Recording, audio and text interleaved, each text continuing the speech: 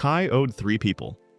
He owed the butcher for 3 days of overdue debt, the neighbor for the broken fence he had knocked down while drunk last autumn, and old widow Merritt for the apartment in which he had lived for 2 years and had not paid for the last 4 months. He was 26 years old. No craft, no land, no connections. His right hand held heavy things a little worse after an old fracture that had healed incorrectly, because there had been nothing to pay for treatment with. He was not stupid. He maintained this opinion of himself with difficulty because smart people, as a rule, do not wake up in a haystack with an empty stomach 8 hours away from the nearest city. This was exactly where he found himself in the morning at the beginning of the month of red leaves. The haystack belonged to someone else. The owner of the farm drove him off even before dawn politely, but with a pitchfork. Kai walked along the road that led no one knew where, chewed the last piece of dried bread and thought that life, apparently, had decided to squeeze everything out of him before giving him at least something. Or not to give anything at all. Both options seemed equally likely. The road went into the forest. The forest began abruptly.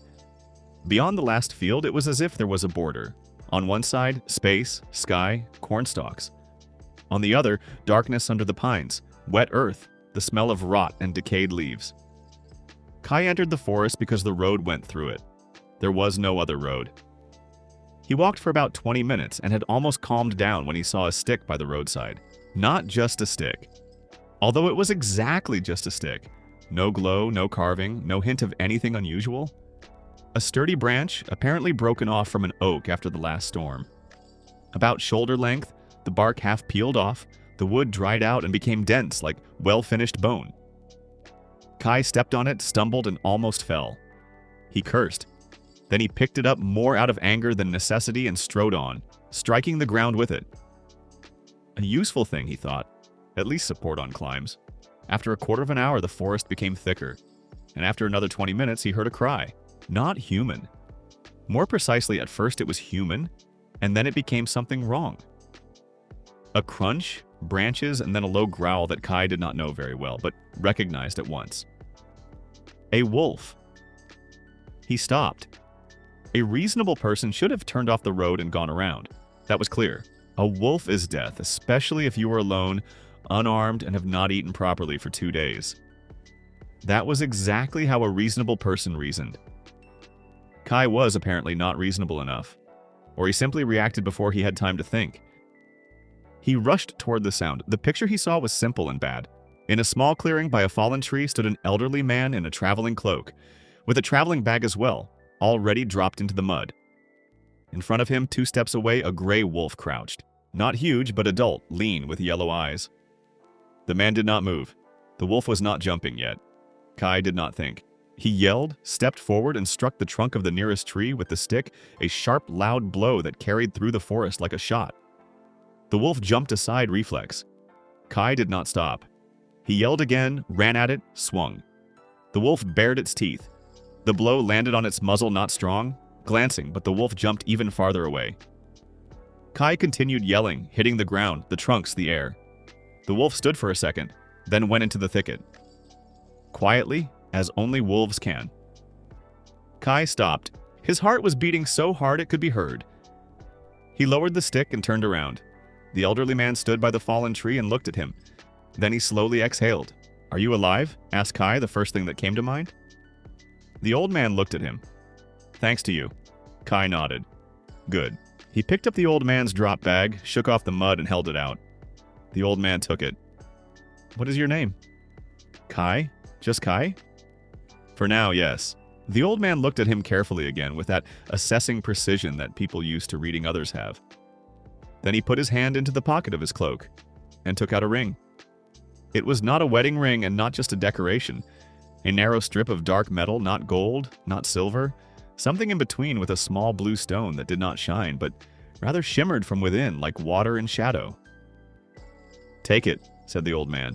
Kai looked at him. "This is an expensive thing. It is worth less than life. I am not asking for payment. I know. That is why I am giving it." Kai slowly took the ring. It was heavier than it seemed. "Who are you?" he asked. "My name is Darren, Lord Darren of West Hall." The old man straightened his cloak. "And this ring is not just a decoration. If you need help from someone noble, show it. Within a radius of 3 days' travel, every noble will recognize it." Kai looked at the blue stone. Why? Because my father gave an identical ring to 11 people who pulled him out of a besieged castle. It is the sign of the Darren family, a debt that the family repays.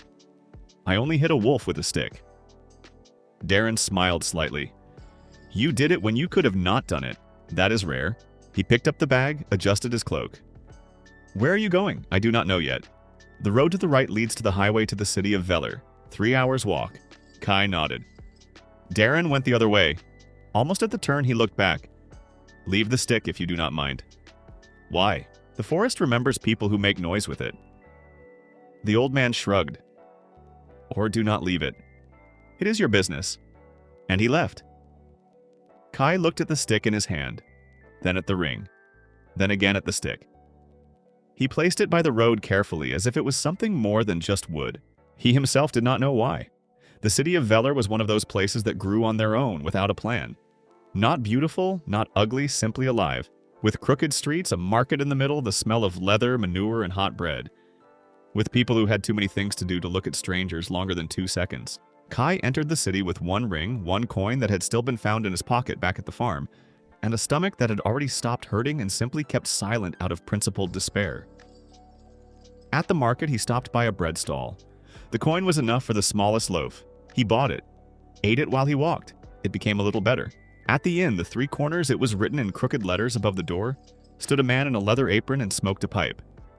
His face was boring, like that of a man who had long ago grown tired of being an innkeeper, but did not know how to do anything else. No work? Asked Kai. The innkeeper looked at him without interest. Do you know how to do anything? Carry, count, convince people to do what is useful for them. There is work in the yard, but nothing to pay with. Food and a roof. Deal? Kai worked for 3 days. Carried barrels, repaired the fence, helped in the stable. Ate normally for the first time in a long while. Slept in the hayloft better than in the field. Talked to people who came to stay. On the 3rd day, the first necessary encounter happened. At the far table in the evening sat a man who was not eating, just looking at the wall. In front of him stood an untouched dinner, a mug of beer, and a small wooden box that he held with both hands, as if something fragile. Kai was clearing the neighboring table. Bad evening, he said. The man raised his eyes, and, about 35 years old, a wrinkle between his brows, the fingers of a craftsman. Very, he answered. Dinner will get cold. I do not want it. Kai set down the tray. What is in the box? The man looked at him, then at the box. A clock, he said. More precisely, what is left of it? Yours? No, I made it for the ducal advisor. 3 months of work, the best clock I have ever made. And I broke it this morning, by accident. Dropped the box when I was carrying it to the customer. Now everything inside is shifted, several parts are broken. The advisor is waiting in fort in 2 days. The master placed the box on the table. I will not have time to repair it, even if I work all night. Kai sat opposite him. Show me. Why? Do you know how to repair clock mechanisms? No, but sometimes it is useful to look with another person's eyes. The master was silent for a while, then he opened the box. The clock was beautiful, even broken. A bronze case, a thin mechanism of small gears, most of which were shifted or bent.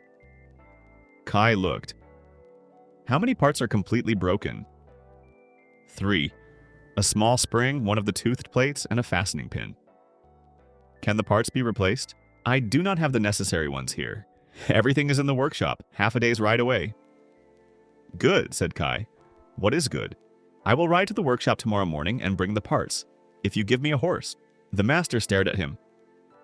You do not know what to take. You will write a list, you will not find it. If you tell me where everything lies, I will find it. Kai looked at him calmly. Do you want to sit here in confusion, or do you want to try? The master was silent for a long time. Then he said, I have a horse. I left it in the stable. Then write the list. Kai left at dawn. The master, his name was Urek, gave precise descriptions of 3 cupboards, 2 drawers, and 1 tin box under the workbench.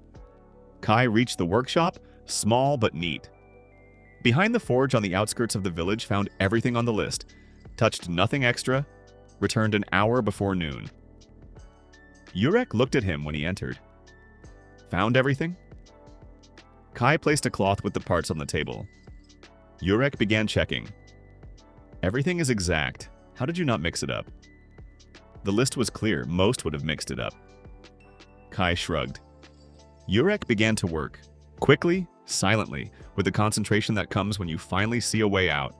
After 4 hours, the clock was assembled. He wound the mechanism. A quiet ticking filled the room. Yurek closed the lid. Looked at Kai. How much do you want? Nothing. That is unfair. I helped because I wanted to. No payment is needed. Yurek shook his head. Then at least take this. He opened his traveling bag and took out a knife. Not a combat one, a working one. With a bone handle, a short wide blade, and a small monogram on the side. The knife of a good master. This is my knife. I made it for myself 15 years ago. It always cut cleanly. Kai looked at the knife. Why it? Because it is the best thing I have with me. And you deserve the best. Kai took the knife. Placed it in his hand. The balance was perfect. Thank you. It is I who say thank you, answered Yurek and stood up to get ready. And if you are in Fort, come by. He left that same evening.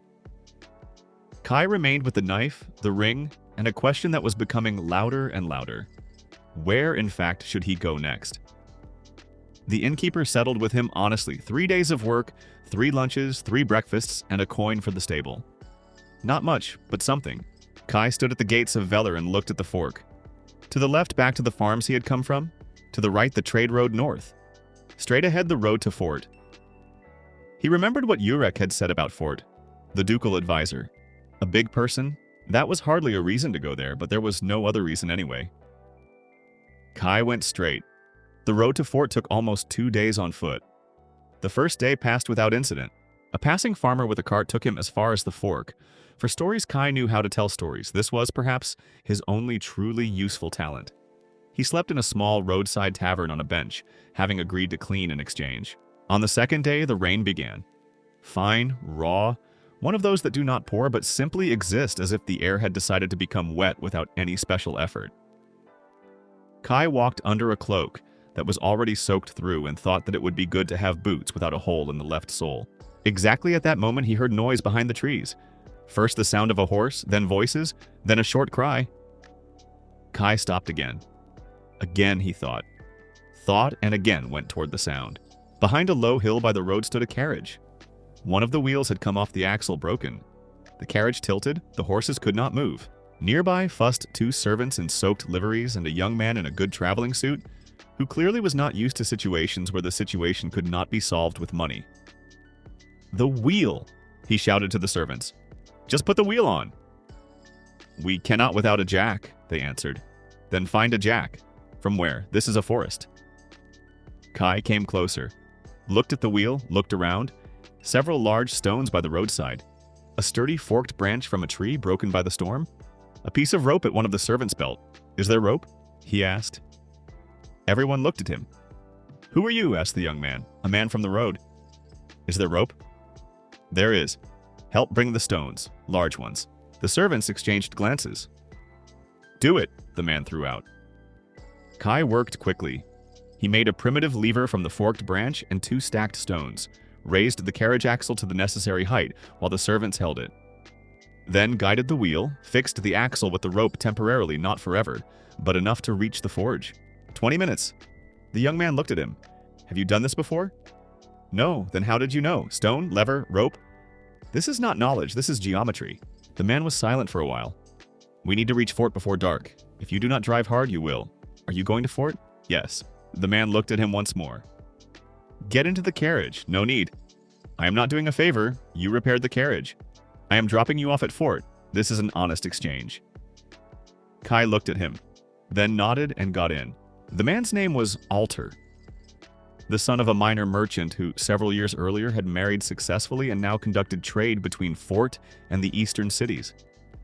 Not an aristocrat, but close enough to the right people to know names. On the road they got to talking. Kai did not speak much about himself, only that he was going to Fort without a specific goal. That is honest, said Alter. When there is no goal, at least you do not get disappointed. I find goals along the way. Like now? Approximately. Alter looked at him with curiosity. You are an unusual person. Just attentive. That is rare. The carriage entered Fort already by the light of torches at the gates.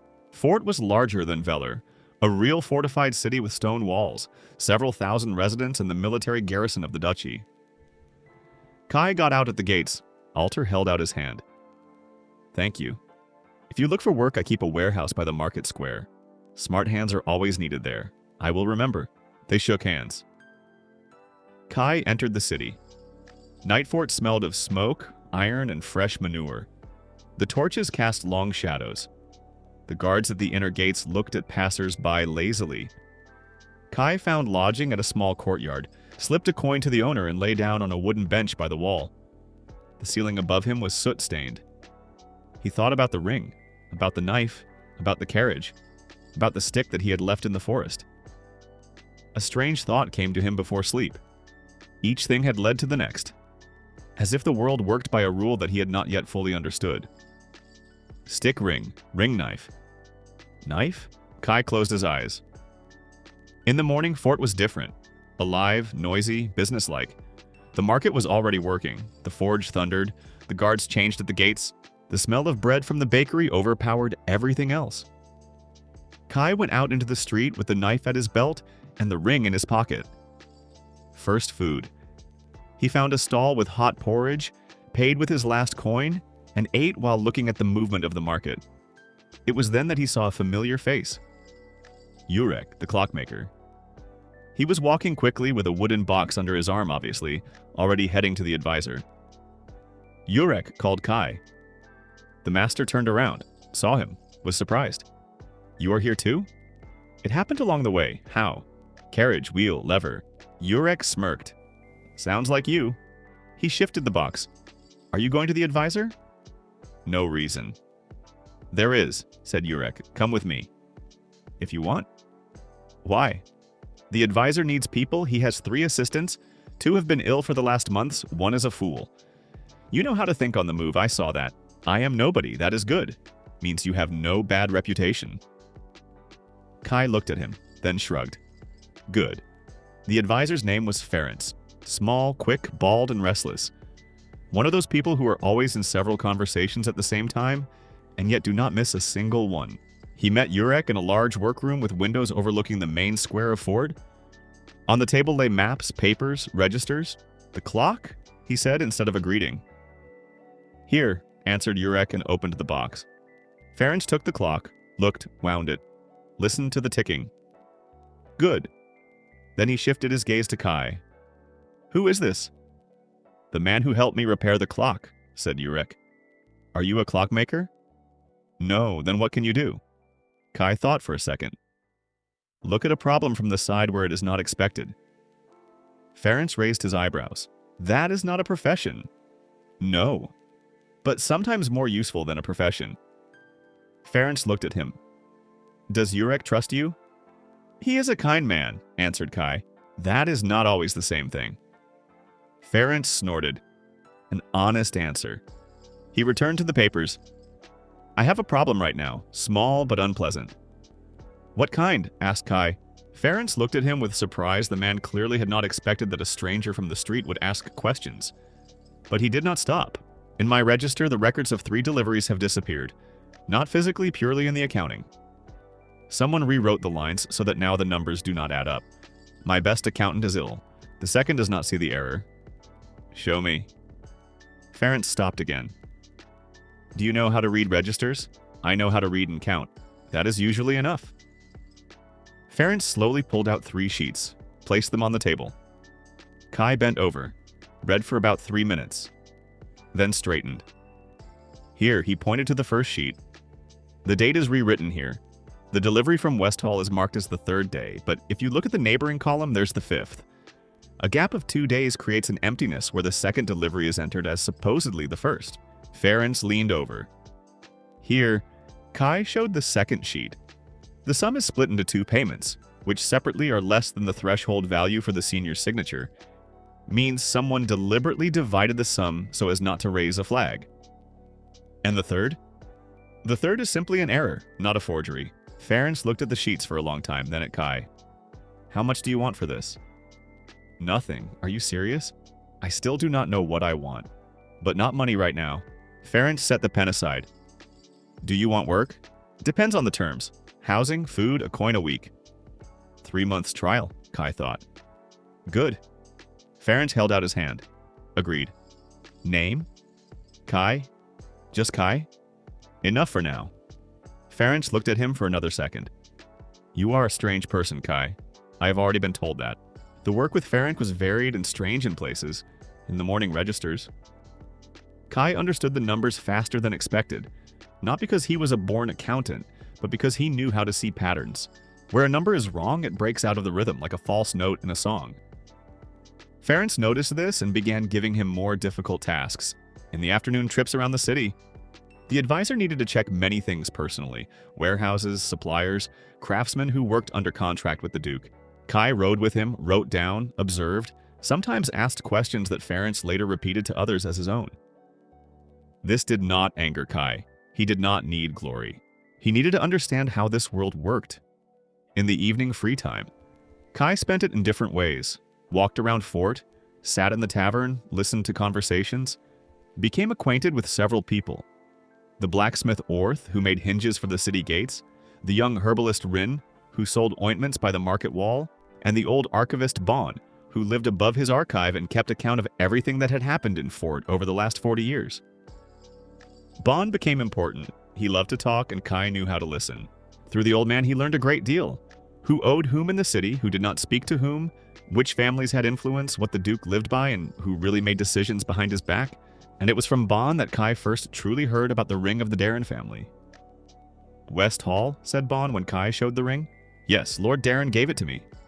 Bon looked for a long time. Personally? Yes. You saved his life? I drove away a wolf. For him, it is the same thing. Bon placed the ring on the table and examined it carefully. This is real, he said at last. The ring of the Darren family. They give them rarely. Very rarely. What does it mean? This is not just a sign of respect, boy. This is a promissory note. A debt? The Darren family is obliged to help the one who carries this ring in one serious matter. Not a trifle serious. Kai looked at the stone. He did not tell me about this directly, because it is self-evident for people of his blood. And what does serious mean? Bon shrugged. Depends on the situation. Protection, money, surety. A word in court, a matter of life and death in the literal sense.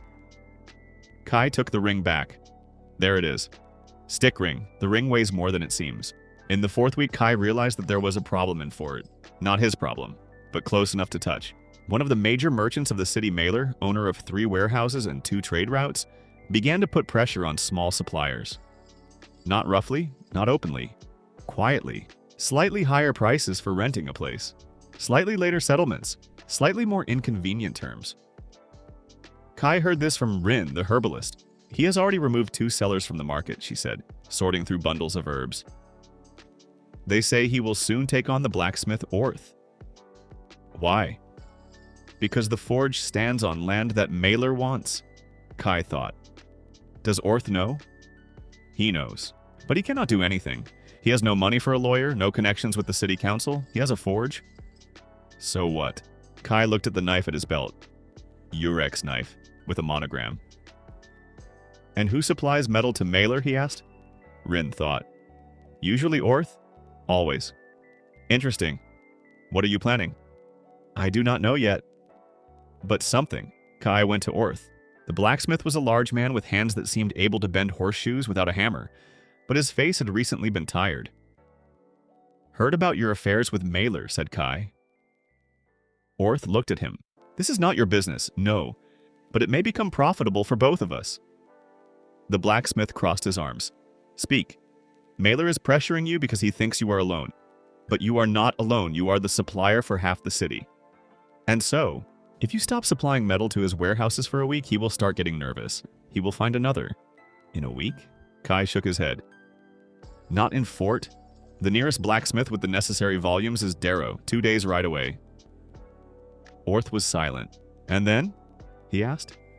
Then you resume supplies, but already under a new contract, with the condition that the land by the forge remains yours for at least 5 years. He will not agree. He will agree, said Kai, if he is shown that the alternative is a week of downtime, which costs twice as much. Orth thought for a long time. Do you know how to talk to such people? I have tried. If you try with Mailer, what do you want for it? Kai remembered the knife. The knife with the monogram. A good knife. A knife, he said. Make me a knife. Better than the one I have now. Orth looked at him. Is that all? For now, that is all. The blacksmith scratched the back of his head. All right, I lose nothing. Kai went to Mailer. The merchant received him not because he wanted to, because Kai came through Frank, the Duke's advisor. That was a sufficient reason not to slam the door. I represent the interests of the blacksmith Orth, said Kai. Mailer plump, neat, with the smile of a man who counts money better than he thinks about others, looked at him condescendingly. Orth does not have what I need. He does. Metal. I will find another. In how many days? Mailer stopped smiling. That is not your business. No, agreed Kai, but this is mine. He placed a sheet on the table. It was a draft, not an official document, just numbers and dates that Kai had copied from Ferentz's registers. Mailer looked at the sheet. What is this? 3 deliveries over the last 2 months in which there are small discrepancies between the declared weight and the actual weight. A trifle, but customs in Fort, as is known, looks poorly upon discrepancies. Silence. Are you threatening me? No, said Kai. I am offering to forget about these discrepancies. In exchange for the land by Orth's forge remaining his for 7 years, and the pressure on the market sellers stops. Mailer looked at him for a long time. You're not an advisor. No, then who are you? A person who knows how to read registers. A long silence. Mailer turned the paper over, looked at the numbers again. 7 years is too much. 5. Mailer was silent for a while. Good. 5. Kai stood up. And the sellers. And the sellers. Kai nodded and left. 3 days later, Orth came to him at his lodging, brought a knife. Kai took it in his hand. This was already a completely different thing. Long, straight, with a dark wooden handle and fine work along the blade, not a decoration, but a precise form. With such a knife one could shave, cut rope, defend oneself, and prepare food, and it would do each equally well. Good work, said Kai. The best I can do, answered Orth. Urek's knife was good, this one was better. Kai put Urek's old knife into his bag, hung the new one on his belt. Now you owe me, said Orth. Kai looked at him. Or I owe you. Orth laughed for the first time in several weeks, judging by how it sounded. Let it be both of us to each other. They shook hands. Ferenc noticed the changes in the city.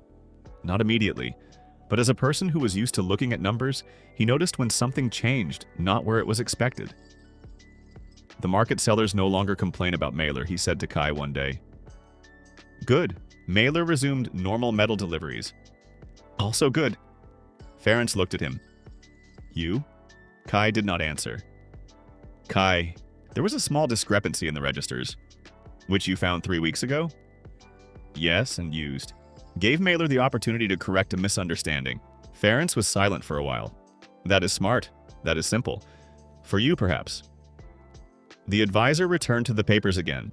I soon need to go to the ducal residence. To Torald. It is 3 days north. I understand. I need a person with me, not a guard ahead.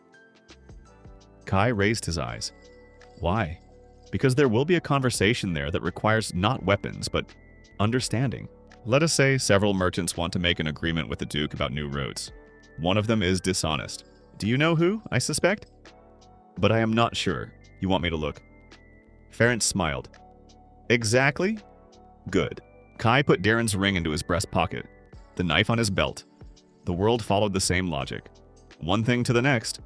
One person to the next. One city to the next. He did not yet know where the chain led, but he felt that the end was still very far away. They set out at dawn. Ferenc, 2 guards, and Kai. The carriage was better than the one he had repaired with a lever in the rain, but the road was worse. The northern highway was old, with potholes and long stretches of mud. The first day passed in conversations. Ferenc told him more about the duchy than Kai had learned from Bon. Not out of generosity, because he wanted Kai to understand the context. The duchy of Torald was middling, not poor, not rich.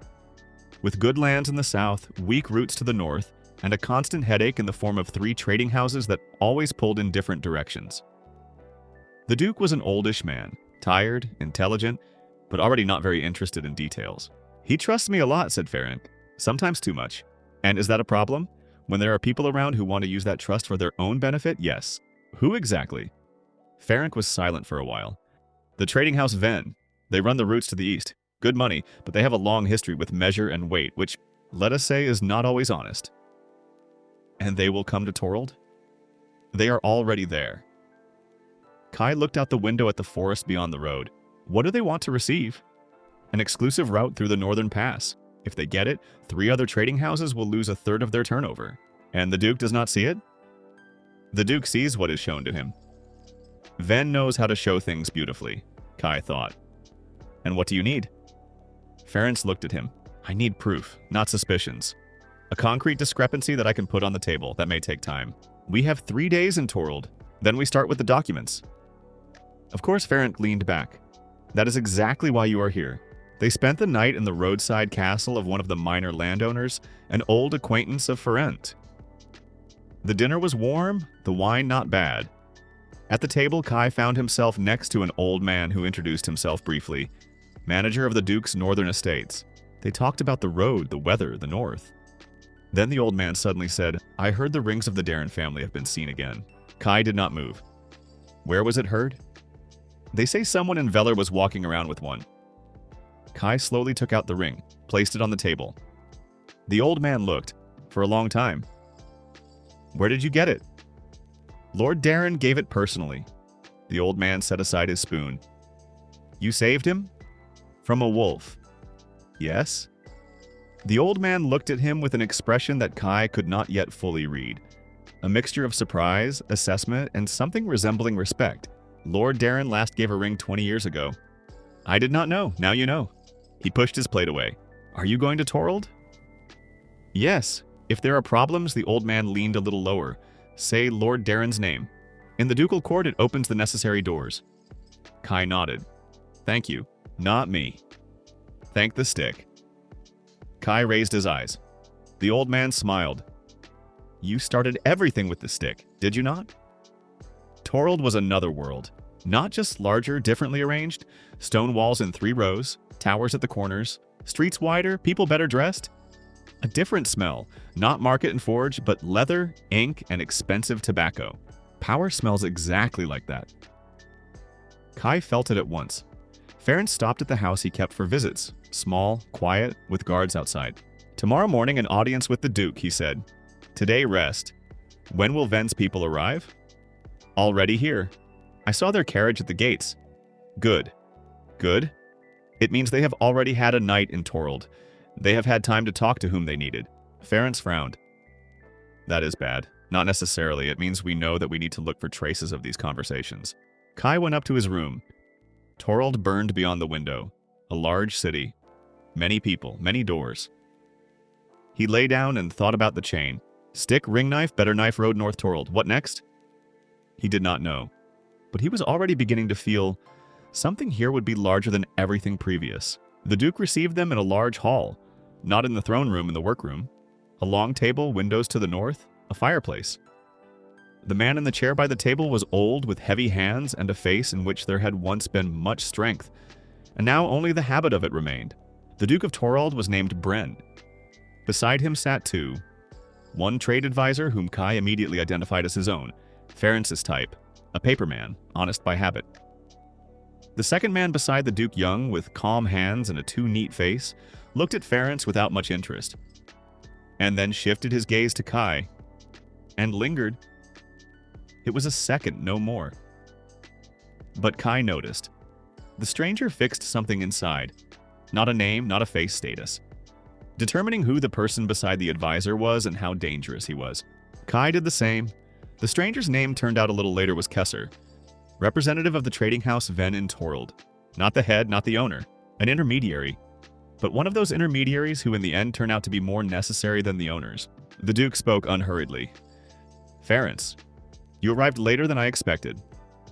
The road, Your Grace. The northern highway requires repair. It does, agreed Bren. Like many other things. He slid his gaze over Kai. Who is this? My assistant, said Ferenc. New. A good head. Name? Kai, answered Kai himself and bowed evenly, not deeply, not shallowly.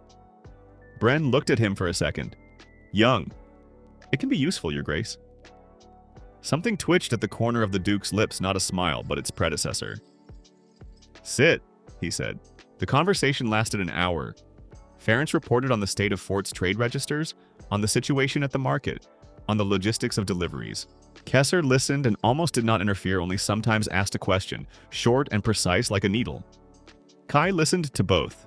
Ference to understand what he was saying, Kesser to understand what he was thinking. And here is what he noticed. Every time Ference named a number, Kesser asked a clarifying question.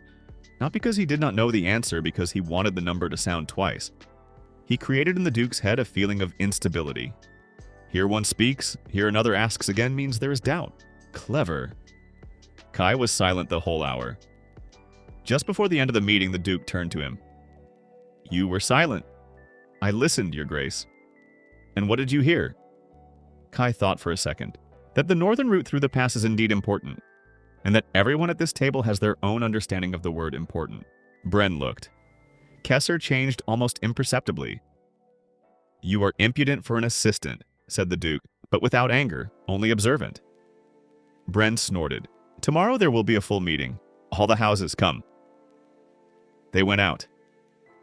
In the corridor, Ference took Kai by the elbow and quietly said, Never do that again in front of the Duke without warning. Understood. Although Ference was silent for a while, you hit the mark. That evening, Kai did not rest.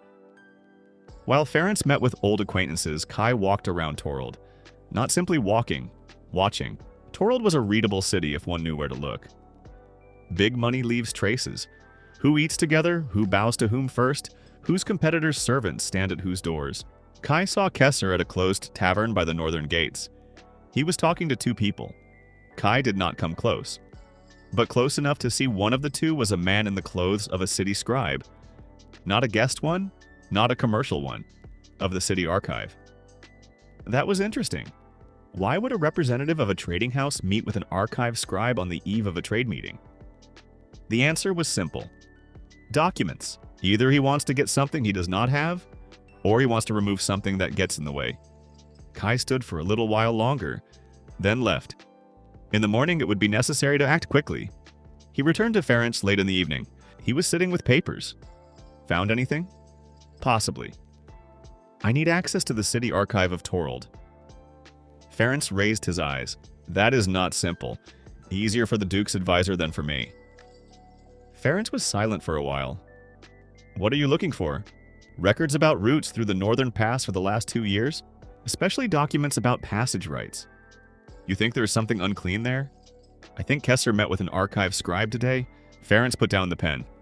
That is already concrete. Yes, good. I will write a note to the archivist. But you will only have the morning. That will be enough for me. The archive of Torald smelled of old paper and dampness. The room was large, the shelves high, the light weak. The archivist, to whom Ference had sent a note, met Kai with the look of a person who had been torn away from something important. Routes of the Northern Pass, he said, already walking between the shelves. For 2 years? Yes, and passage rights. Those are different folders. Good. The archivist brought 2 stacks. An hour, he said. No more. Kai nodded and sat down. He read quickly. Not everything in a row looked at the structure. Where the dates were, where the signatures, where the sums, where one did not match another. After 20 minutes, he found the first thread. The passage right through the Northern Pass had been registered to the trading house Ven, but not now, not yesterday. 3 years ago, temporarily for a term of 1 year. The term had long expired, but in the register of the current year there was an entry as if the right still applied. Kai turned the page. The entry was new. The ink slightly lighter than the others, not old. Added later, by another hand. He found more. A second document about the pass tax. There the sum had been understated by half. The signature was illegible. A third about the quantity of cargo. A number that in the passage register did not match the customs register. Kai copied everything onto a small sheet, then returned the folders to the archivist. One question, he said. The man raised his eyes. Did anyone come yesterday evening? The archivist fell silent for a second. Why are you asking? Because some entries look fresh for documents 3 years old. The archivist looked at him for a long time, then quietly said, I was paid. A lot? Enough. Now you need to choose, said Kai. Continue staying silent or tell the advisor who paid and what he asked to rewrite. That is dangerous. Staying silent is more dangerous.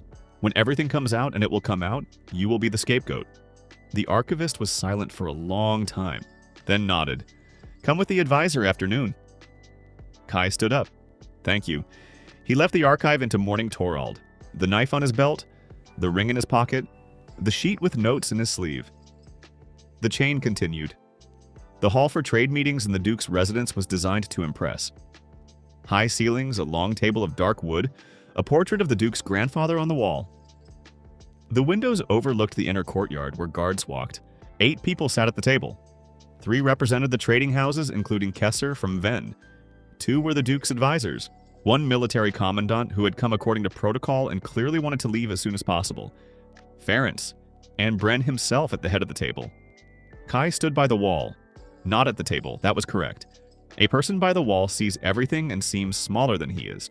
The conversation began with formalities, Ferenc reported.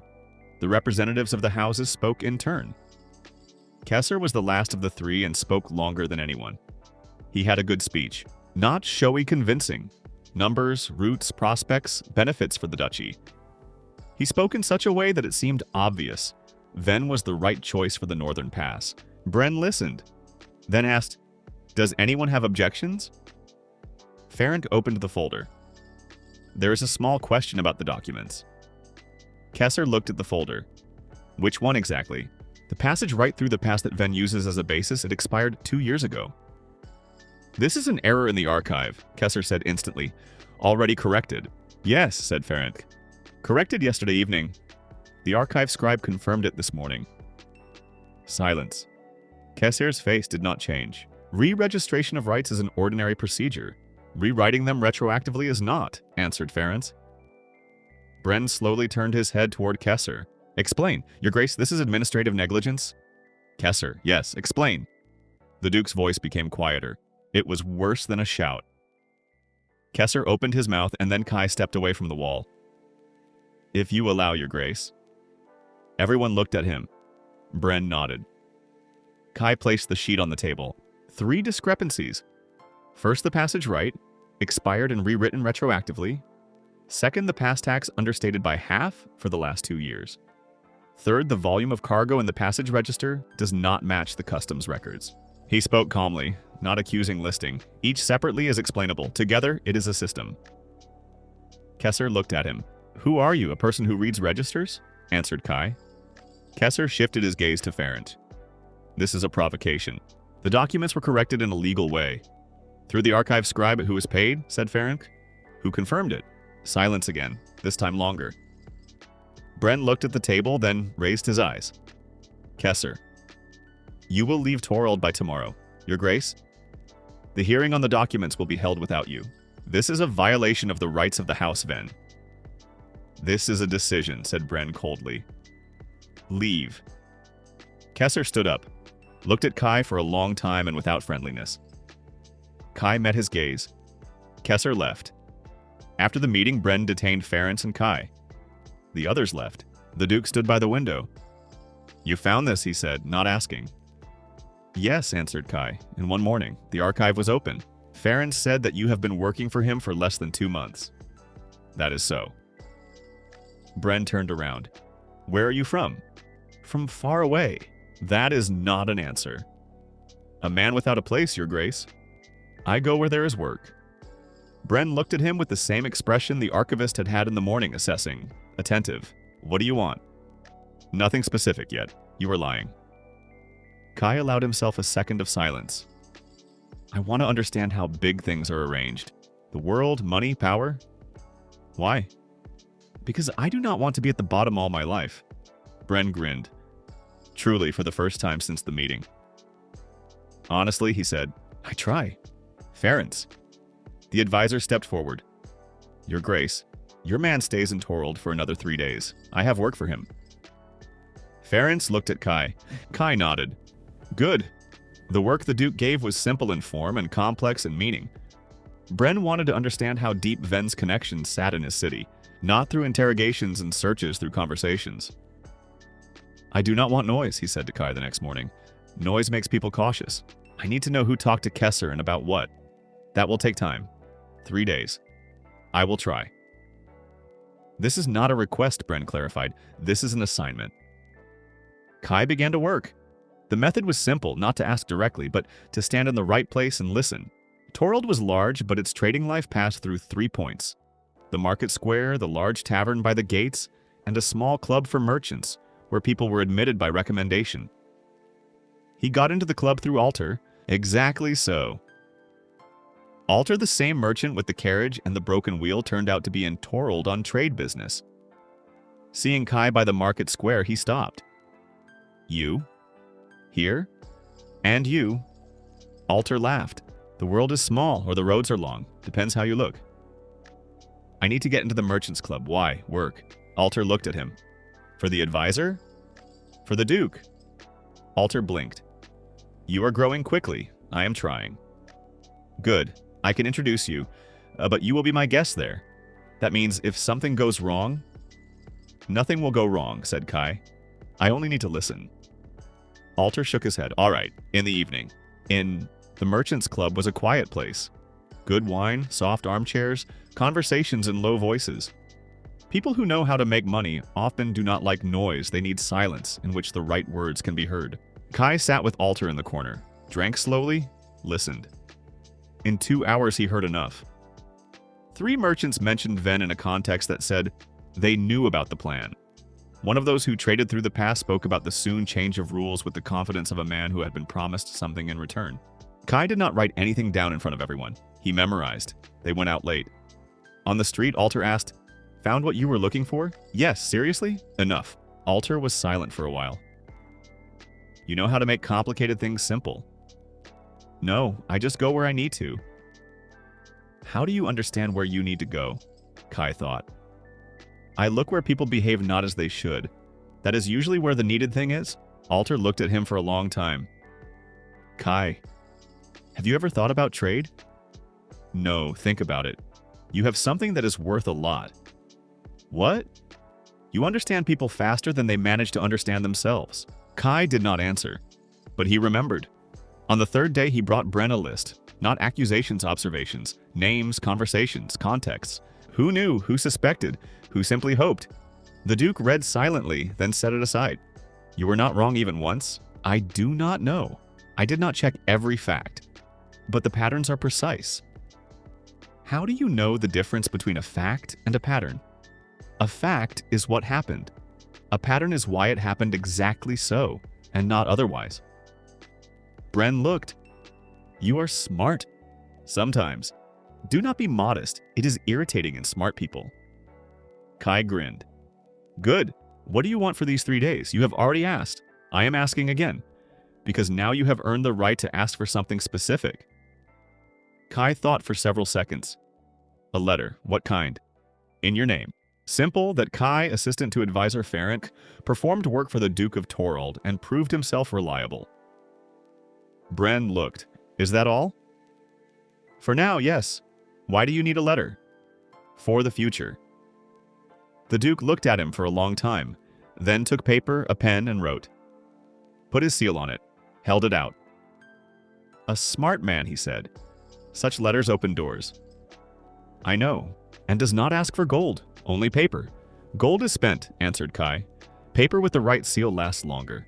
Bren looked at him for another second, then did what Kai had not expected. Ferenc. The advisor stepped forward. Your Grace, I am taking your man. Ferenc opened his mouth. For how long? Permanently, if he agrees. Kai did not move. To what position? For now, internal observer, without an official title, without an open position. The same work as here, but on a larger scale. What does that mean? It means that you will see what no one except me should see, and report only to me. Kai thought. Ferenc was silent. I am not of noble birth, said Kai. I know. I have neither land nor name. I know that too. Then why? Bren answered simply. Because you have something better. You see people. Kai looked at the Duke. At a man who was tired of those who saw only profit. At a man who needed someone who saw the truth. Good, said Kai. 6 months passed. Kai lived in Torald, officially assistant to the advisor on trade affairs. Unofficially, the Duke's eyes where it was inconvenient for the Duke to look himself. There was a lot of work. After the Ven affair, Bren began looking at his own duchy differently, with the suspicion of a man who had realized for the first time how much happened without his knowledge. And Kai became the instrument of this new gaze. He traveled through cities, talked with merchants, managers, craftsmen, found discrepancies where others saw order, and gradually began to understand one important thing. The duchy was held together not by the strength of the army, and not by the wealth of the treasury. It was held together by trust, by the fact that people believed the system worked honestly. As soon as this trust cracked, everything else began to wobble. Kai thought about this a lot, and began to understand that knowledge by itself is a tool, but a tool without the right to use it is just heavy metal. Something else was needed. This something came from the north. One morning, a messenger arrived in Torald. Not an ordinary one. Dressed in the colors of the family Kai knew blue and gray of West Hall. Lord Darren. The messenger handed Kai a sealed letter. He opened it. The handwriting was old, a little trembling. Kai, I have heard many good things about you since you left our forest. If you are in Torald and I am sure you are come to West Hall, there is a conversation that cannot be held through letters. Do you still have the ring? You will soon need it not as a decoration. Darren Kai read the letter twice, folded it. In the evening went to Bren. I need 3 weeks. Where? To West Hall. Bren raised his eyes. Those are Darren's lands. Yes, why? He asked me to come. Bren looked. Do you have Darren's ring? Yes, he gave it personally? Yes. A long silence. Good, said the Duke. Go. But I want to know what the conversation was about. You will know. Kai left, the ring in his pocket, the knife on his belt, the Duke's letter behind his breast. In his head, 6 months of understanding how power works from the inside. The chain stretched again. West Hall stood on a hill above a small river. Not a castle in the full sense, a fortified house. With towers at the corners, thick walls, and gates that, judging by their appearance, had last been barred about 30 years ago. The place was alive, not military. Kai arrived on horseback, bought a horseback and fort on the Duke's salary. The gates opened without questions. A servant led him through the courtyard into the main hall. Lord Darren sat by the fireplace. He was older than in the forest, although less than a year had passed. Or Kai simply looked differently now. Kai, he said. Lord Darren, sit. Kai sat. A servant brought tea. Not wine, not a hot dinner tea. As for a long conversation. I have heard about you, said Darren. What exactly? That you helped Ference expose Ven. A small matter. Small for Ference, very much not for Bren. Darren took the cup. For me, all the more. Why? Because Ven worked against several families at once, including against West Hall. Kai was silent. Did you know this? Suspected, but not firmly. Now you know. Darren put down the cup. Kai, I want to talk about the ring. I remember what it means. Good. Then tell me, are you ready to use it? That depends on what you ask in return. Darren looked at him. I am not asking for anything. I am offering. What? A name. Kai did not answer. A family name, Darren clarified. Ours. West Hall. A long silence. The fire crackled in the fireplace. Why? Kai finally asked. Because I have no heirs. 2 sons died. My daughter is married far away and she is happy there, and I will not pull her here. The old man looked at the fire. But the land remains. The title remains. And someone must take them. I am nobody. You are not nobody. You are a man who saved my life and since then has done such things that half the duchy is already talking about them. Adoption requires the Duke's consent. Bren owes me a favor, an old one, personal. He will give consent. Kai looked into the fire. Thought. This was not what he had expected. Not money, not a position. A name, land. If I take the name of West Hall, he said slowly, I will take the obligations too. Yes, the family's debts, enemies, allies. Yes, and responsibility for the people on your land. That is the most important thing, said Darren quietly. That is exactly what makes a man of a noble family, not blood. Kai was silent for a long time, then took out the ring, placed it on the table between them. The blue stone shimmered in the firelight. I need time to think. Darren nodded. As much as you need. And one more question. Ask. Why me specifically? You saw me once, in the forest, with a stick. Darren looked at him. Exactly why. That is not an answer. No, it is an answer, said the old man. Most people at that moment would have passed by, not out of cowardice, simply because it was not their business, not their wolf, not their problem. You stopped. Without calculation, without benefit. It could have been stupidity. Sometimes stupidity and honesty look the same. Darren took the ring. The difference is that in an honest man it becomes a habit, and in a foolish one it does not. Kai looked at him. I will give an answer in the morning. A servant escorted him to a room. The night was quiet. Stars in the window above the river. Kai lay and thought. The stick in the forest, the ring, the knife, the better knife, the carriage, the registers, the archive, the letter, and now the name. Each step led to the next. He had planned none of them.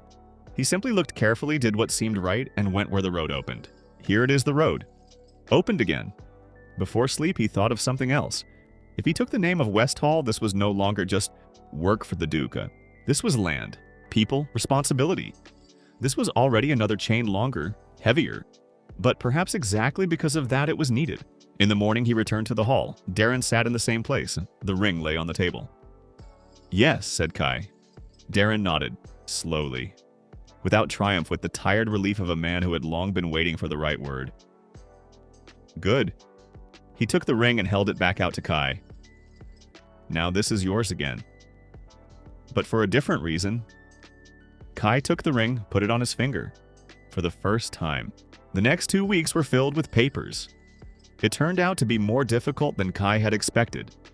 Adoption into a noble family required a document from the family, the signature of the local church administrator, confirmation from 2 noble witnesses, and most importantly, the Duke's approval. The witnesses were found quickly. 2 neighboring landowners who had known Darren for decades came without unnecessary words. One of them, a gray-haired man named Tardo, looked at Kai for a long time. You are the one who dealt with Ven? In part. I heard.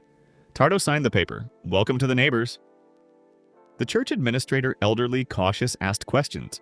Many. Some uncomfortable. Were you baptized? Yes. Do you believe? Enough! That is not an answer. I believe that good deeds do not happen by themselves. The administrator looked. It can be accepted. He put his seal. Bren remained. Kai rode to Torald himself. Darren wanted to go with him, but Kai asked him to stay. This must be my conversation, he said. The old man agreed. Bren received him that same day, read the documents, was silent for a minute. Darren wants to give you Westhall. Yes, do you understand what that means? I understand. Land, people, taxes, roots, disputes with neighbors, obligations to me as Duke. I understand. You are 26 years old. Age is not an objection, Your Grace.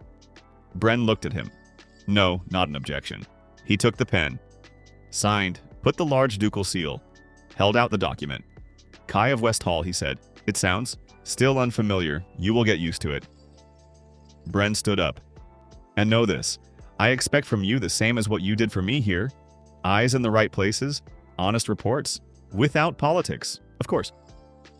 Go. Kai left. In the corridor, he stopped. The document in his hand. The Duke's seal. A name.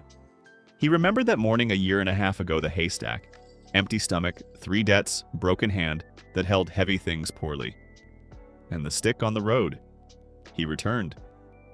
The servants met him already differently, not as a guest. As the master, even if future. Darren sat in the same chair. Kai placed the document on the table. The old man took it. Read it. Put it back. Good. You do not ask how it went? It is visible on your face. Kai sat. What now? Now I teach you, said Darren. Land, people, contracts, neighbors, history, everything that must be known.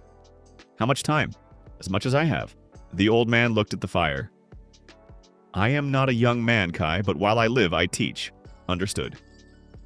Silence. Then Darren said, You know that this is not the end of the chain? Kai raised his eyes. What do you mean? You took a name. That is a big step. But West Hall is not the summit. I know. What comes next, do you understand yourself? Kai thought. Land needs people. People need trade. Trade needs the duchy. The duchy needs... He stopped. Finish it. The duchy needs something larger? Darren nodded. Exactly. He leaned back in the chair. There are conversations, old quiet ones, about the duchies north of us having long wanted things differently. Something larger than a duke and his advisors? A kingdom? Or something similar? And you think that I am not thinking anything yet, Darren interrupted. I am observing and telling you the chain is longer than it seems. Kai looked into the fire. Thought about the stick, about how everything had begun with a piece of wood on a forest road. Did you know? He asked. When you gave the ring, did you already see farther then? Darren smiled. I saw a man who did not pass by. And that was enough? For a beginning, yes. After 3 weeks of study under Darren's guidance, Kai understood. Land is not just fields and walls. It is a living system, where every person on it is part of the balance. He rode around the villages of West Hall every day, got to know the people, looked at what worked, what did not. Saw the mill on the river was weak, it needed repair. The bridge by the southern village was rotten. The pastures in the east could be expanded if an agreement was made with the neighboring landowner. Simple things. But trust is made up precisely of simple things. One morning in the forge of West Hall Small, by the stable, Kai got into conversation with the blacksmith, old with heavy hands named Gore. I need a good knife, said Kai. You have a good one, said Gore, nodding at his belt. I see. I need another. Not combat and not working. One that is given when people want to say something without words. Gore looked at him. A gift? Symbolic. For whom? Kai thought. I do not know yet, but the time will come, I know for certain. Gore nodded. Such a knife takes a long time to make. About 3 weeks. Make it. What on it? Nothing unnecessary, only the sign of West Hall, and steel good enough for it to outlive the one to whom I give it. Gore grinned. I will make it. The knife was ready in 3 weeks. Kai took it in his hand. The balance was ideal, the blade even and thin. The handle of dark wood with the silver sign of West Hall. He put Orth's old knife into his bag, hung the new one. Different again. The chain went on. A month later, a letter came. Not from Bren and not from acquaintances.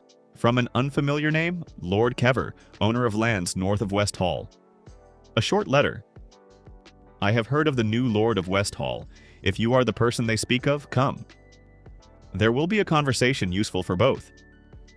Darren read it. Kever, he said thoughtfully. Do you know him?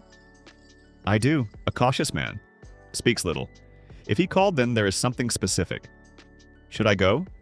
Certainly. Why might he have called? Darren was silent for a while.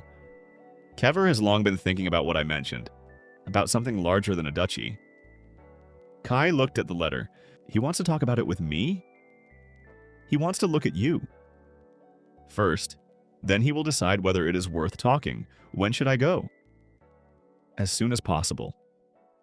Kai folded the letter, the knife on his belt, the ring on his finger, the Duke's letter behind his breast, the new knife with the crest of West Hall, a name, land, people, and now the road north to a man who was thinking about something larger.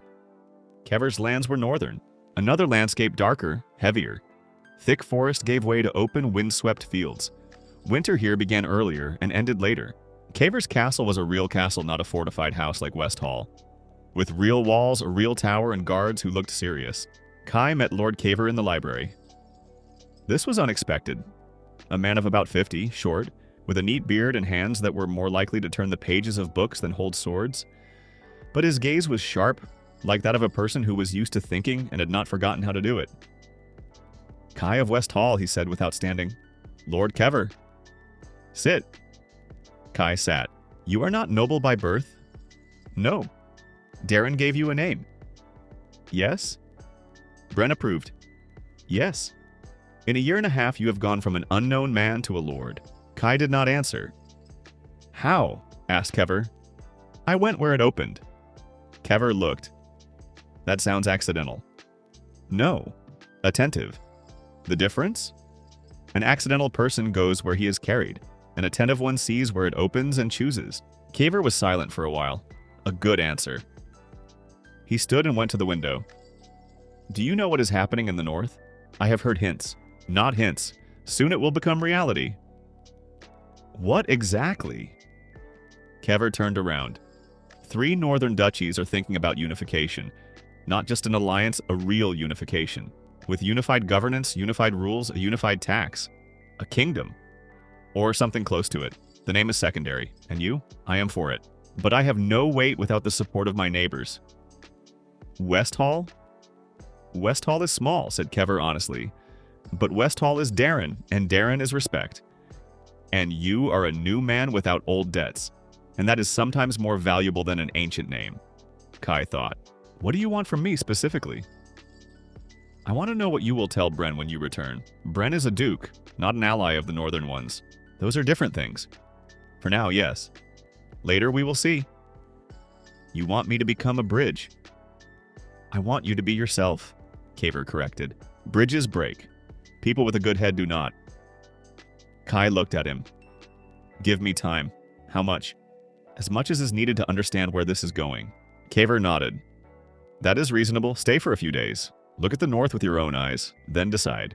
Kai spent 4 days in Kaver's lands. Rode, watched, talked with people. The northern lands were different from West Hall and Torald. Heavier, poorer in appearance, but stronger in character. People here worked differently, without haste, without adornments, with that calm stubbornness that people used to long winters have. On the second day, he met another person, a woman. She was riding along the road from the northern settlement in a man's cloak, with a bow behind her back and the face of a person who was not used to explaining where she was going. They met at a bend in the road. Kai reined in his horse. So did she. Kai of West Hall, she asked first. Yes, I have heard of you. What exactly? That you know how to think. That is not rare. Among men it is rare, she answered without malice, with the straightforwardness that people have when they grew up, without the need to lie politely. Who are you, Reyna? Manager of Kever's eastern estate.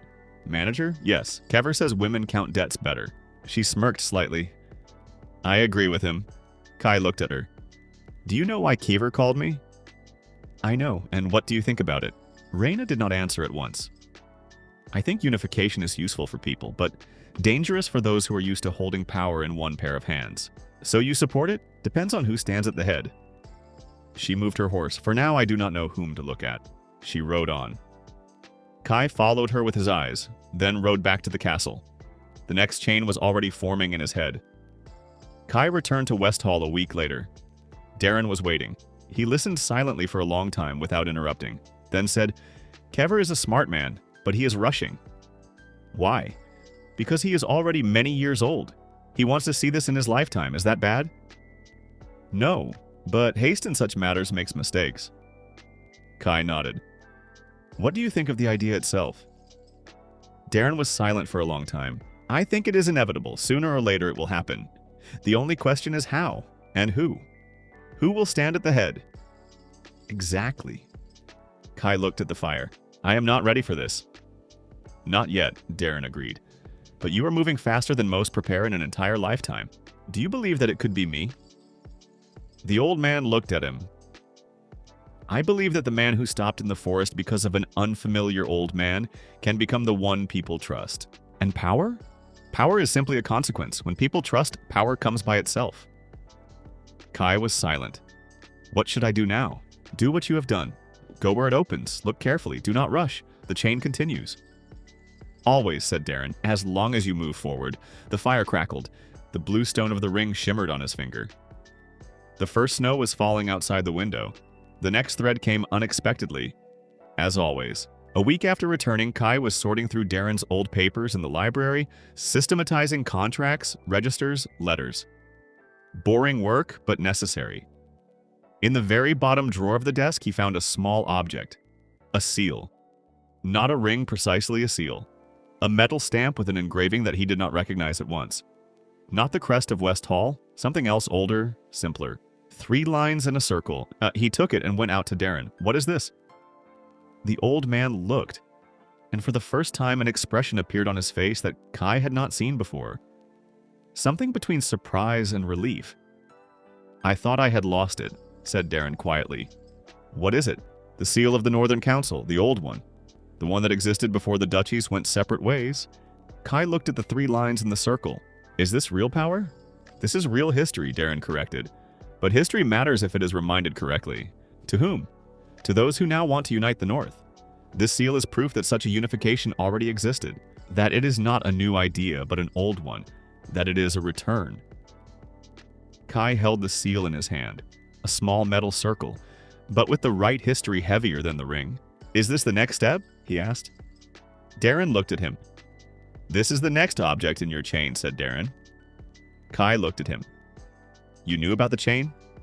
I saw it, since that day in the forest. And did not say why? Darren shrugged. A person who knows how to see for himself does not need explanations. It is only necessary sometimes to place the next door before him. Kai looked at the seal. Did you deliberately put it in the bottom drawer? No, Darren said honestly. I really thought I had lost it.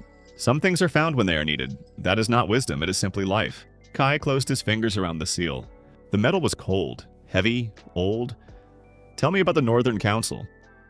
Darren leaned back in the chair. Sit down. It is a long story. The Northern Council existed 80 years ago.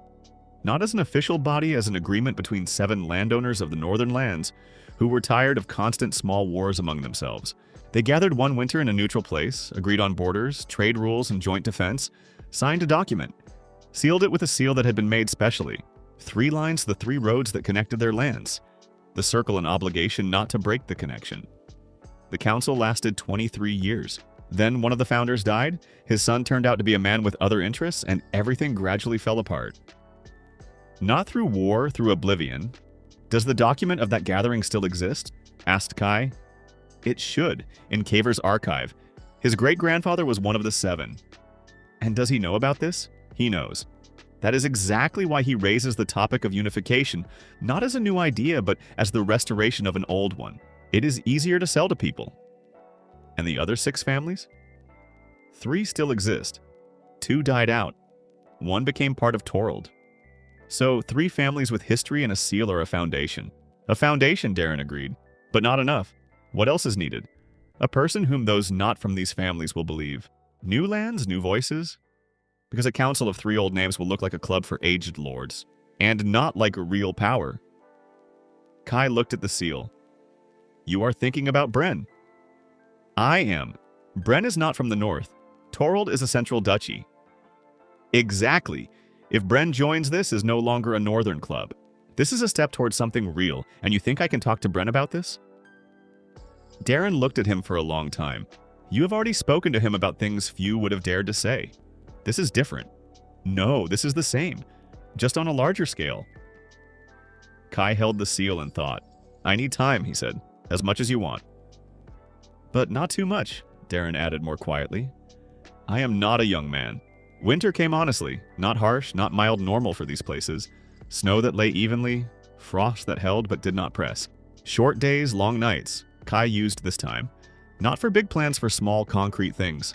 The mill on the river was repaired by midwinter.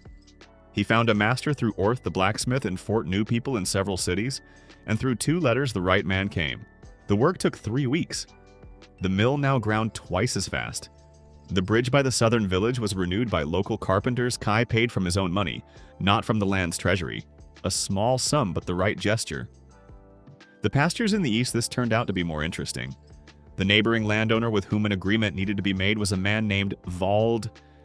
Elderly, stubborn, with a good memory for grievances, his father had once quarreled with the previous owner of Westhall over a disputed stream. Kai came to him without warning. Vald came out to the gates with the face of a man who expected nothing good. Kai of Westhall. Vald? Why? I want to talk about the pastures. The pastures are mine, I know. I want to rent, not take away. Vald looked. Darren always wanted to take them away. I am not Darren, said Kai simply. A short silence. Come in, Vald said finally, with the look of a man who was doing a favor but was curious. They talked for an hour. Kai offered honest terms. Not a low price, a fair one. And added one thing. He was ready to repair the old watering place on their border, which was inconvenient to both, but neither wanted to repair first. Vald was silent for a long time after that, then said, You know about the watering place? I saw it on the road, and immediately offered, because it is useful to both. Vald shook his head. You are a strange lord. I have been told. Good. Deal. They shook hands. Vald walked him to the gates. One question, he said at the end. Ask. Are you in West Hall for long? Kai thought. West Hall is now my home, but my roads are long. Vald nodded. That is an honest answer. In the middle of winter, a letter came from Reyna, not through Kever directly. Short, Lord Kever is gathering people at the end of the Red Moon. He wants to see you, I do too. The last two words were added in different ink, as if the decision to write them had come later. Kai read the letter. Then again, set it aside, went to Darren. Kever is convening a meeting at the end of winter. I know, I received one too. Will you go? No, too long a road for old bones. Darren looked at him. You will go for both of us. As your representative? As the Lord of West Hall. This is now your place, not mine. Kai nodded. Take the seal? Darren was silent for a while. Yes, I think it will be useful. Before leaving, Kai spent the evening in the library. He read not documents and not registers history. Those books that Darren had collected all his life, about how alliances were built, how they fell apart, where people made mistakes, where they went right. One phrase stuck in him. It had been written by a nameless chronicler 100 years ago, describing the unification of two small counties. Alliances are held together not by paper and not by a seal. They are held together by each participant seeing himself in it better than without it. When that feeling disappears, no document will help. Kai closed the book, went to sleep. The snow outside the window was falling evenly. Kever's castle at the end of winter looked different than on the first visit. The courtyards were filled with horses and servants. Smoke rose from several chimneys at once. The guard at the gates had been doubled. More people had come than Kai expected. 8 lords and their representatives, plus 3 people he had not seen before dressed differently. Northerners with an accent and manners different from the southern ones. Reyna met him at the gates. This was unexpected. You came to meet me? Asked Kai. No, I am checking the horses in the stable. It just happened to coincide. Kai grinned. Who are the 3 strangers? Envoys from the far north. Lands beyond the mountain range. Reyna lowered her voice. Kever invited them without warning the others. Is this a surprise? This is pressure. He wants to show that if the local lords do not come to an agreement, the far north will come to an agreement with someone else. Separately. Kai understood. A smart move or a risky one. The difference? If people feel driven into a corner, they will refuse on principle even against their own benefit. Kai looked at her. You think like him? No. I think about what will go wrong, answered Reyna calmly. The meeting began in the great hall after dinner. Kever opened it simply and quickly. You all know why you are here. I will not speak long. The north is losing strength in parts.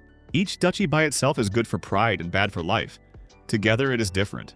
Several voices objected at once. An old lord named Mir Grey-haired with heavy hands, master of a large land to the west, said, We have heard this before. What has changed? This has changed, said Kever. He nodded to a servant. A document lay on the table. Old, yellowed, with 3 lines and a circle on the seal. Mir looked. The Northern Council. Restored, said Kever. Not new. The same one. Kai looked at the document and understood. Kever had prepared a copy in advance. He must have received the seal from Darren beforehand, or he had his own. The hall buzzed. Some spoke louder. Others were silent, thinking. The envoys from the far north sat by the wall and listened.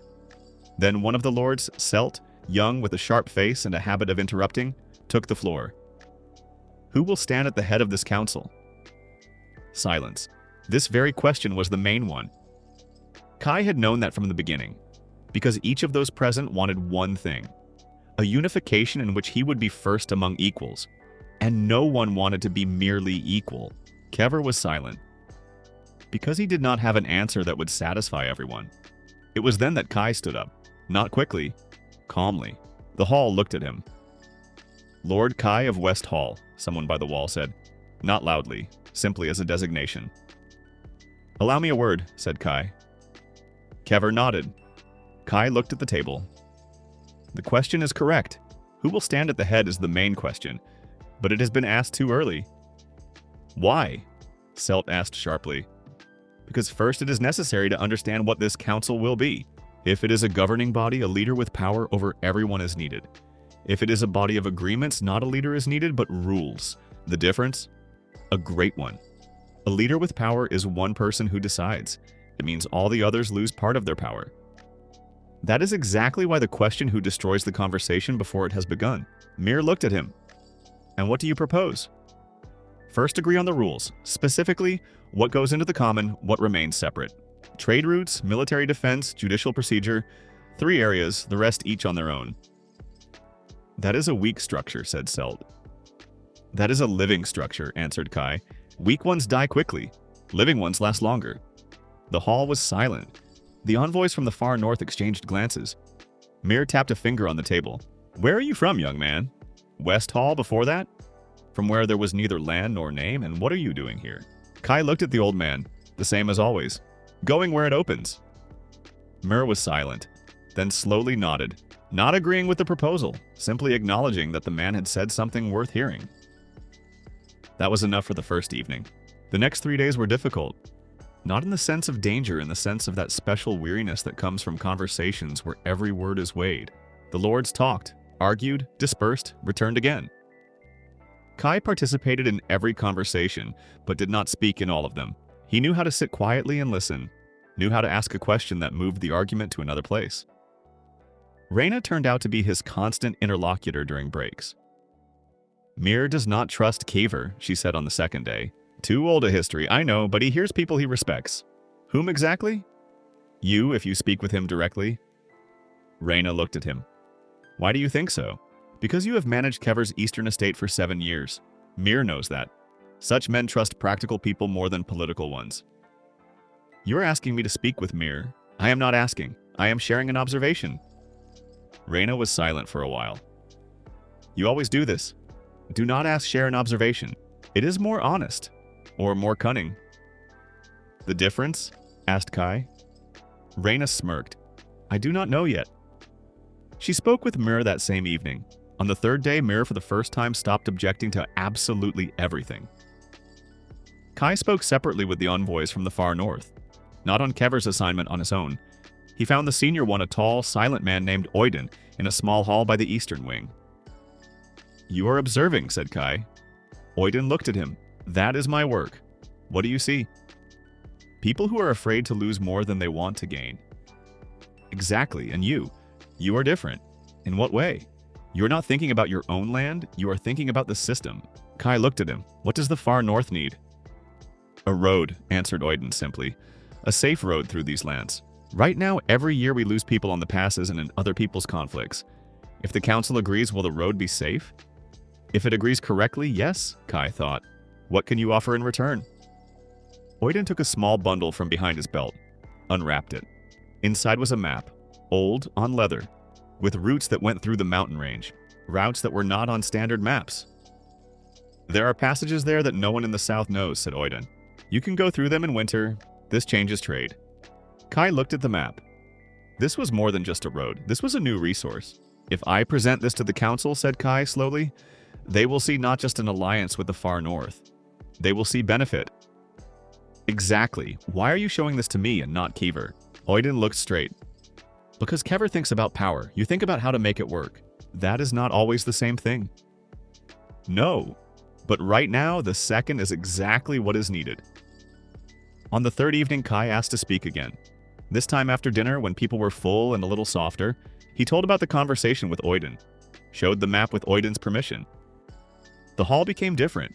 Not because everyone agreed at once, but because something concrete appeared. Not an abstract unification, but roots that change trade. Money that can be counted. Benefit that can be explained to people back home. Mir asked, is this real? Real, answered Oiden. Do you believe him?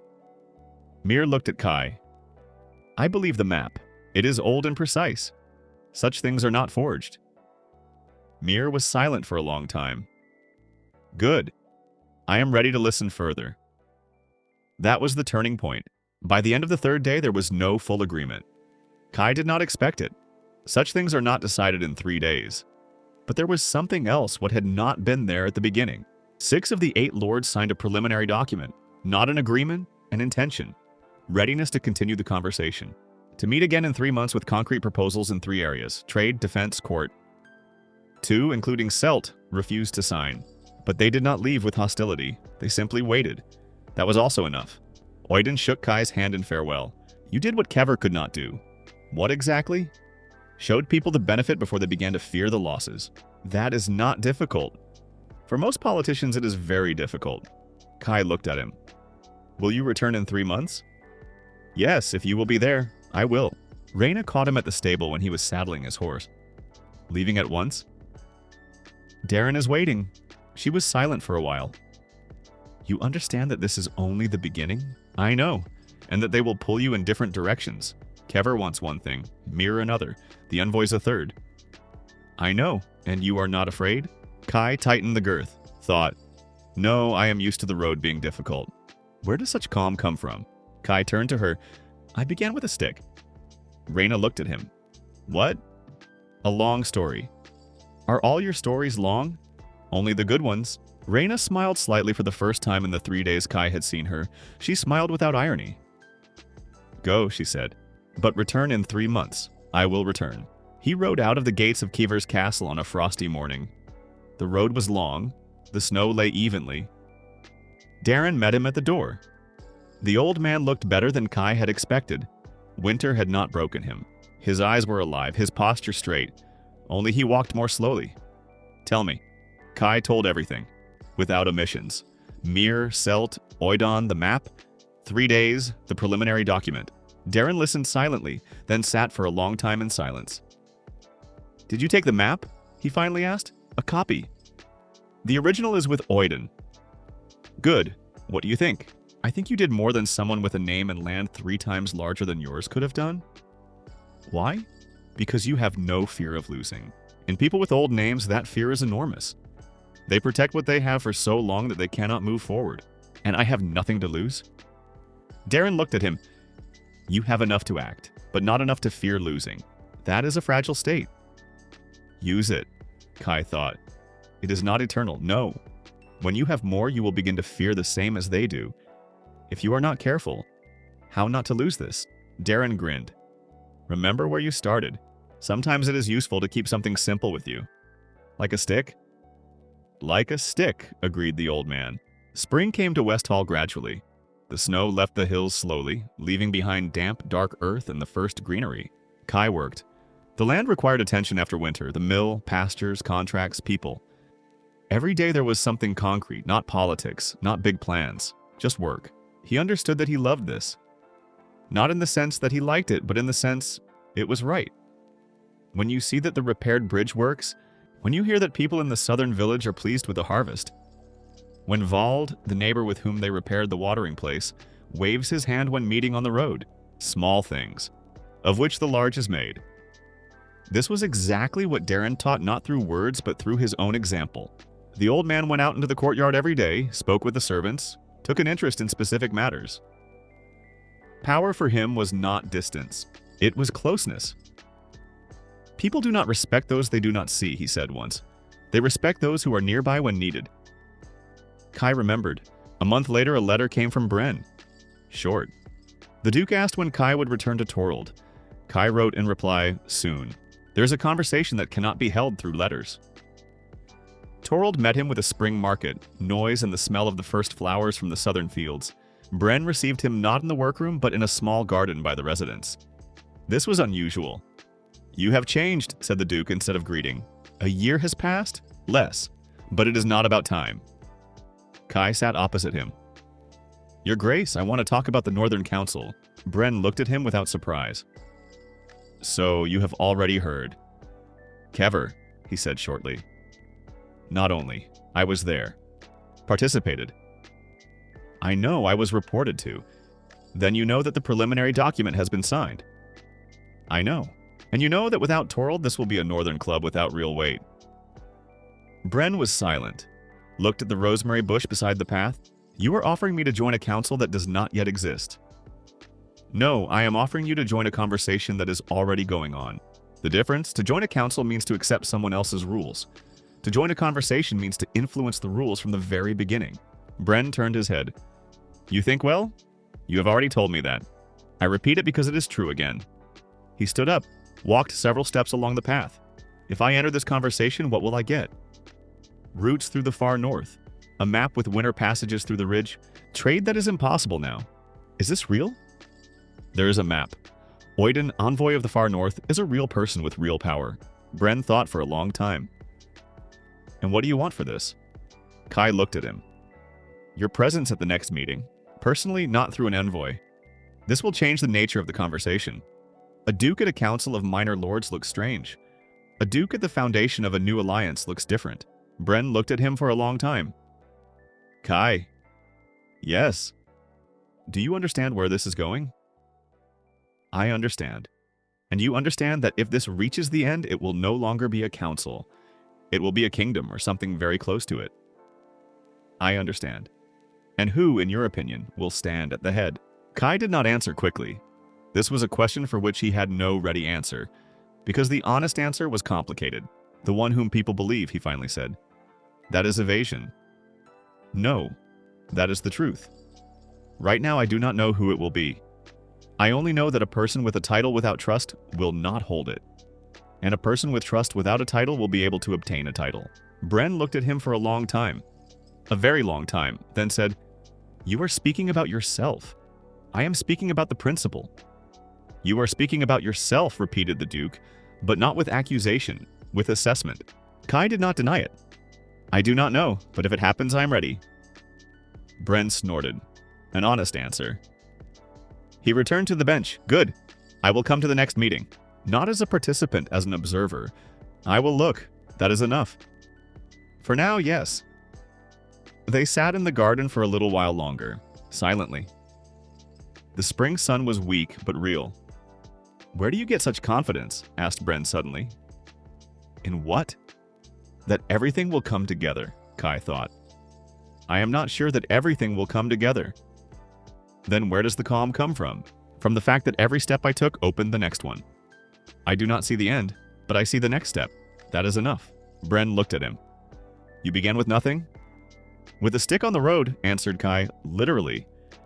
The Duke was silent for a second, then quietly laughed. That is a good story. It is not finished yet. Summer in Westhall was green and warm. Kai worked, rode, talked. Vald became almost a friend, as much as a stubborn elderly neighbor can become a friend. The mill worked well. The bridge held. The pastures in the east gave the first normal harvest of grass. Small victories, of which something larger is made. Darren weakened by the middle of summer. Not sharply, gradually, began going out less, sitting more by the fireplace. His voice remained even, but his movements slowed. One evening he called Kai. Sit down. Kai sat. I want to give you something. Darren reached for a small box on the table nearby, opened it. Inside lay a book, not thick, thin, in a leather binding. What is this? My notes. 40 years. People, decisions, mistakes. Everything I would have wanted to know earlier. Why do I need this now? Because you do not have 40 years for your own mistakes. Darren looked at him. You are moving quickly. That is good. But quick people sometimes miss things that slow people see simply because they have time to look. Kai took the book, felt its weight. Different from the ring and the knife. Not metallic living. Read it when there is time, without hurry. Good. And one more thing. Darren took another object from the same box. Small. Simple. A wooden figure of a bird. Carved by hand. Old with worn edges. My father carved this. For me. When I was 5. Why are you giving this? Because someday you will have a moment when everything around will be large, important, heavy. Power, responsibility, decisions. The old man looked at the figure. In such a moment it is useful to keep something small and simple in your pocket. To remember that the most important things do not require great complexity. Kai took the figure. It was warm from Darren's hands. Thank you. Do not thank me. Darren closed the box. Go to sleep. Tomorrow we rise early. Kai stood. At the door he turned around. Lord Darren. Yes, I will not forget where it began. The old man looked at him. I know. The meeting at the end of summer was different, because Bren came. When the ducal cortege entered the gates of Kiever's castle, the hall became quieter, not from fear, from understanding. This was no longer an internal conversation of lords, This was something larger. Bren entered the hall last, sat not at the head of the table at the side. A deliberate gesture, I observe, not lead. Kever opened the meeting. 3 proposals on trade, defense, court were read out. Mir objected on details but not in essence. Selt was silent most of the evening. Oiden set out the conditions of the far north briefly clearly. Routes through the ridge in exchange for inclusion in the council as an equal participant. Then Bren took the floor. The hall truly went quiet. I came not to speak, said the Duke. I came to listen.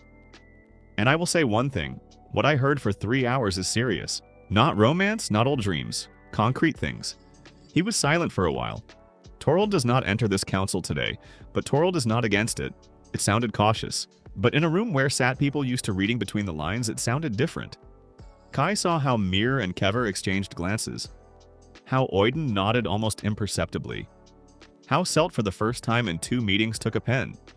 By the end of the evening, Selt signed the common document. Now all 8.